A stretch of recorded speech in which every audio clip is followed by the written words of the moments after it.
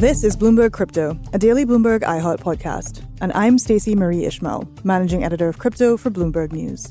It's Wednesday, November 23rd.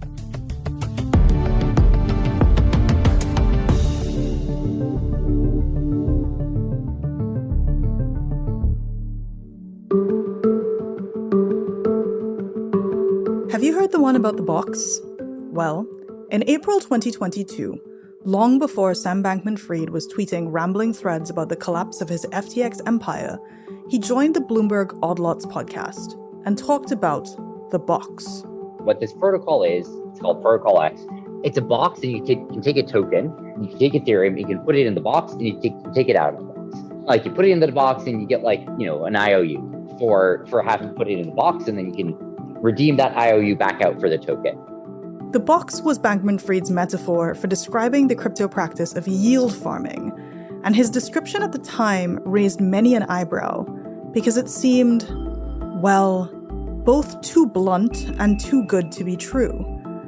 I'm joined today by Joe Weisenthal, co-host of the Odd Lots podcast, who at that time ended that episode with a deeply relatable comment. I don't know how to feel about it. I feel weird. We all feel weird. Joe, welcome to the show.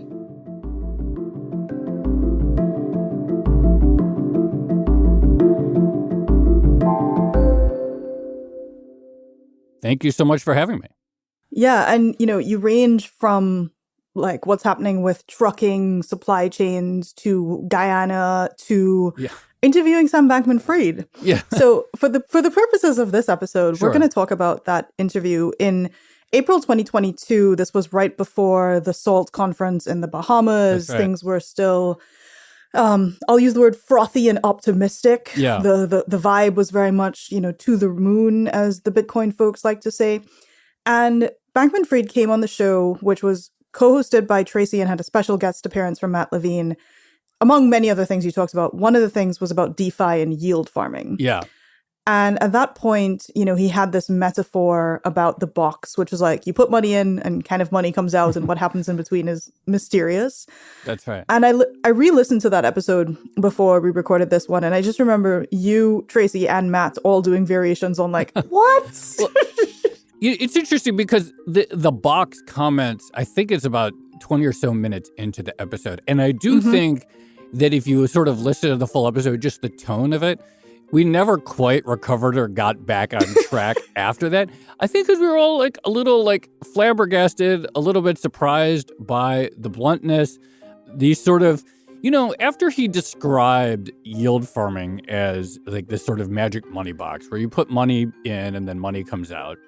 And Matt's first response was like, to be honest, that sounds like a Ponzi scheme. And I was like, wow, it doesn't really seem like there's any economic value created at all.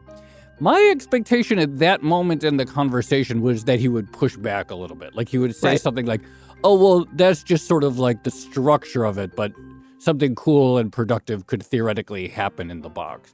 So what surprised me at the time was not even the metaphor per se, but after Matt sort of said this sounds like Ponzi, after we all kind of said, oh, where's the value? There was like no pushback or anything. And I think that was actually the part more than anything else that I found to be jarring. And then, afterwards, we got to the end and Tracy and I did our outro. And I think we just sort of like stammered a little bit because after that moment, we didn't really know what to say, except, wow, that was, in a weird way, it seemed very honest. It seemed like he was being extremely candid about what he thought, cynical. But it almost came off as like, well, yeah, here's a crypto person saying what many people outside of crypto believe to be the case about the industry. You, like many other people, have read the Vox story in which was essentially like he was texting with a Vox reporter. And there was so much in there in which he indicated just how savvy he was about his public persona and the kinds of things that he had to say in order to seem credible. But you also get the impression that this is a person who, while he was doing that, while he was playing this part, to some extent believed that he was above the fray, right? Yeah. That he was, to use a very old phrase in finance, actually still the smartest guy in the room.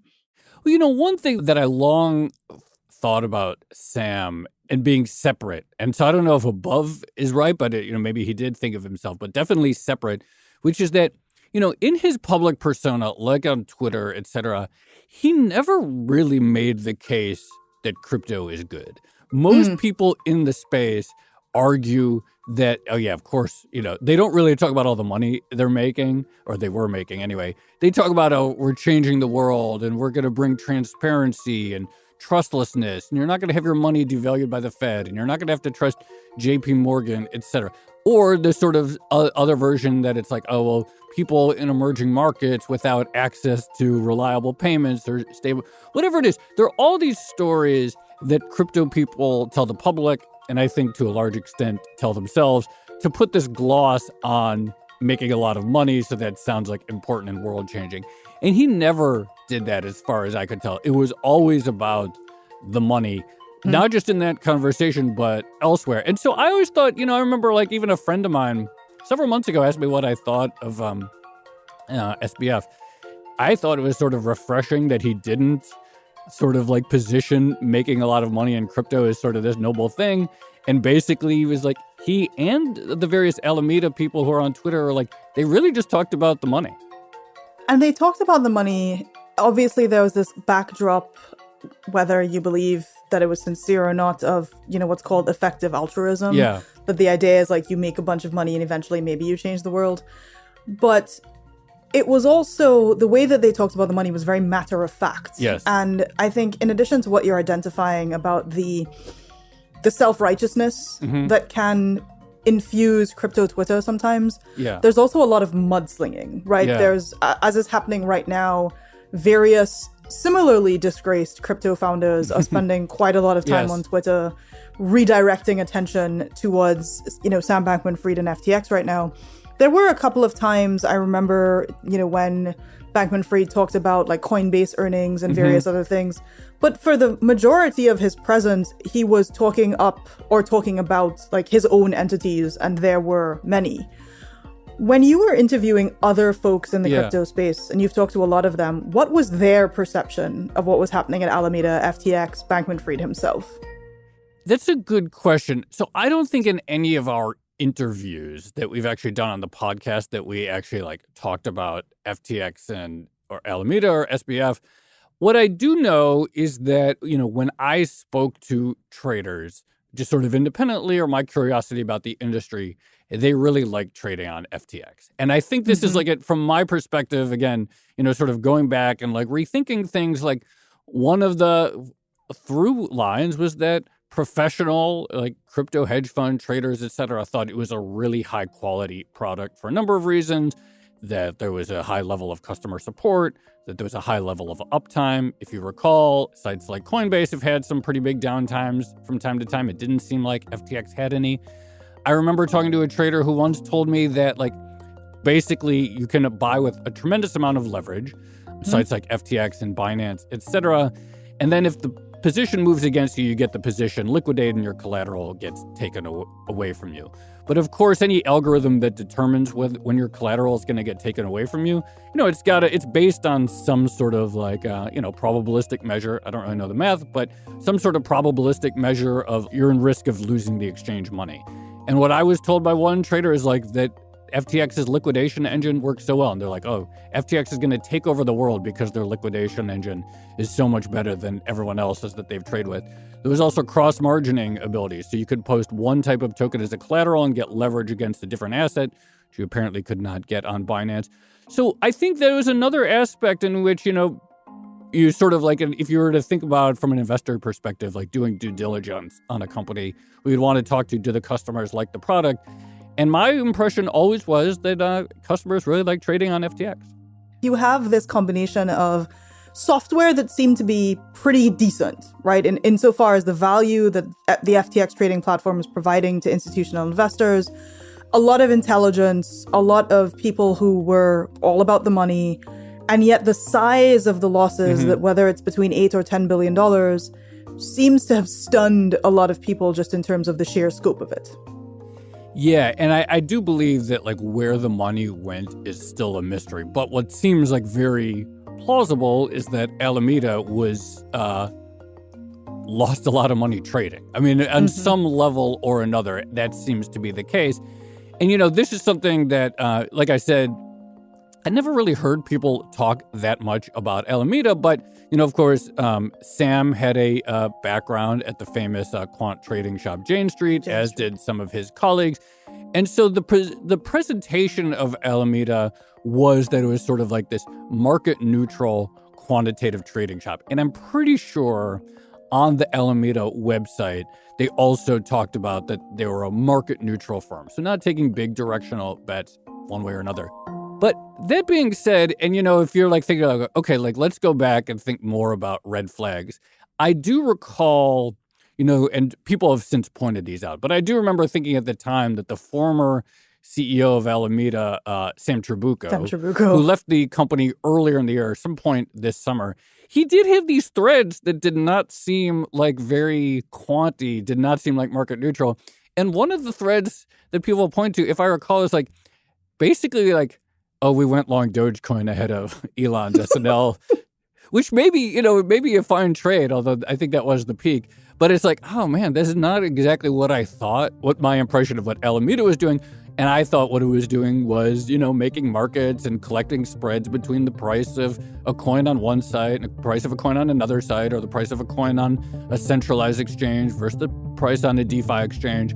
So I did, I didn't think too much about it, but I did think, I guess it did seem different than what I thought Alameda was doing. We'll be right back with more from Bloomberg's Joe Weisenthal.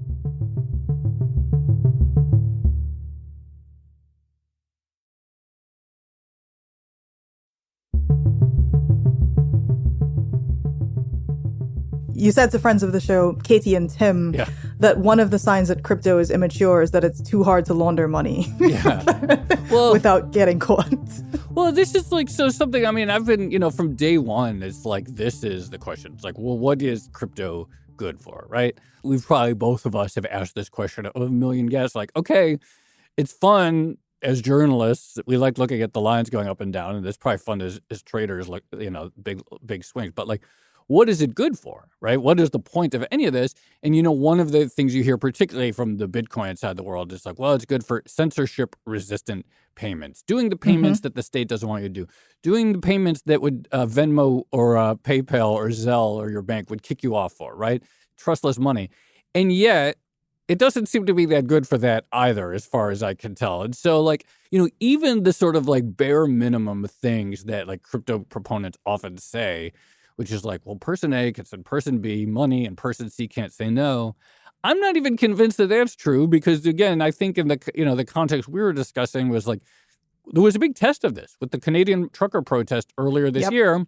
And a lot of that money got seized or blocked. And that was people trying to donate to the protesters. And so regardless of what you think about the protesters' mission or cause, it struck me as kind of a test of like crypto's, particularly Bitcoin's main claims.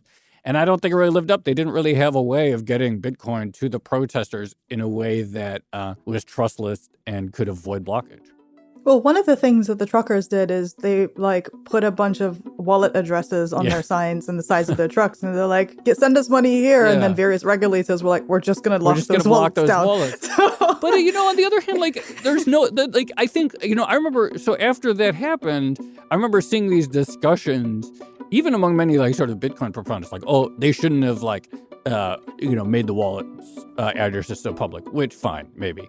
But I don't think I ever saw like a great alternative solution. And, it's like, okay, let's say you are going to be the focal point for dispersing the money. I'm going to send it to you and you know who the truckers are privately and you're going to disperse it. How do I trust you? How do I know you're not going to pocket it, et cetera? And so even like if you could find a way like around the public wallet episodes, like you still have the problem of trusting the intermediaries. So it's very tricky. And so I thought that was like a pretty good test of whether, like Bitcoin's core claims of censorship resistance could be defended. And I thought it was lacking. Is there anything that you're seeing in the response to the fallout from algorithmic stablecoins, Three Arrows Capital, Celsius, Voyager, SBF, FTX, that is suggesting what the next crisis could look like? So I did actually have one thought on this specific question, which is that one of the things you're hearing about now in the wake of FTX is this concept where they say, okay, crypto entities, particularly centralized ones, if they're going to be centralized, should produce some sort of proof of reserves. And this idea that with cryptographic technology, you don't necessarily have to reveal your entire balance sheet or all the items on it, but you can prove your solvency in some way. And so you have some snapshot of coins that are yours, and you can prove your solvency. And the first thought that went to my mind was, sure, you might be able to do that, but how do you know that the marks are true? And of course, in TradFi, 2008, 2009, it was always like level 1, level 2, level 3 assets. Mark to myth. Mark to myth. That's right. And we saw that a bit with FTX because part of the story is how much of the FTT and Serum tokens they had. And I think many people would say that those coins were marked to myth. If the next stage of, what lessons learned from FTX, every exchange has to have some sort of cryptographic proof of solvency, then I think the next crisis after that could have something that's like, yeah, but where do these prices come from and how reliable are they? Because we do see that, of course, with the FTT and Serum question with FTX. And I'm not sure that like a proof of reserves, had it been in place for FTX, would have necessarily been robust against that failure. Thank you so much for coming on the show. Thanks for having me. You can find more of Joe's work on the Bloomberg Terminal and on Bloomberg.com, and of course on the Odd Lots podcast, as well as the Odd Lots newsletter. And be sure to check out our twice-weekly newsletter, Bloomberg Crypto.